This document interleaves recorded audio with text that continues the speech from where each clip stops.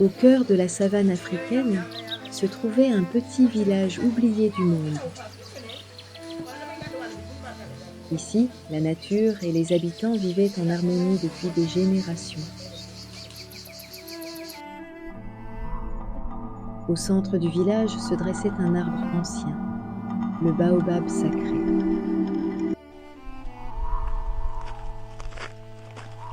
Depuis son enfance, Amina connaissait chaque arbre, chaque chemin, chaque secret de cette terre. Pour elle, ce village n'était pas seulement un foyer, c'était son histoire.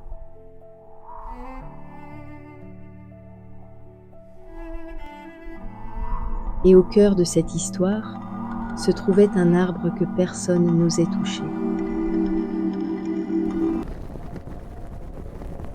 Depuis quelque temps, le vent ne racontait plus la même histoire. Mais ce jour-là, quelque chose avait changé. La maison d'Amina et de sa mère, Maman Nalla, était en danger.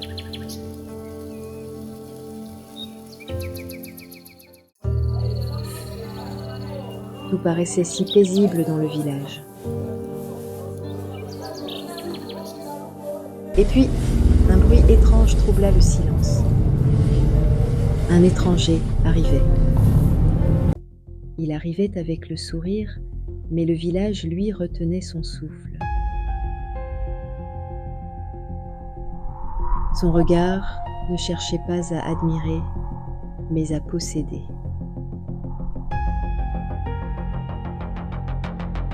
Leurs regards se croisèrent, et tout bascula.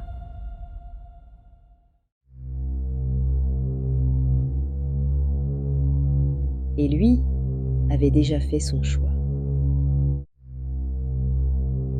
Amina le sentit. Monsieur Kofi n'était pas là par courtoisie. À cet instant, le village comprit. Monsieur Kofi n'était pas venu admirer, mais négocier une terre. Le calme changea de visage. Ce n'était plus la paix, mais l'attente de ce qui allait briser l'équilibre. Le village ne parlait pas, mais chacun comprenait. L'équilibre venait d'être brisé. Dans ce village, certaines choses ne se discutaient pas. L'un voulait prendre, l'autre protéger.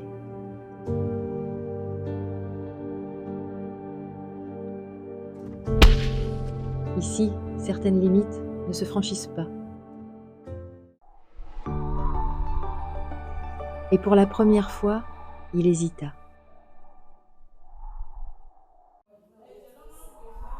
Sans un mot, il comprit que certaines choses ne s'achètent pas.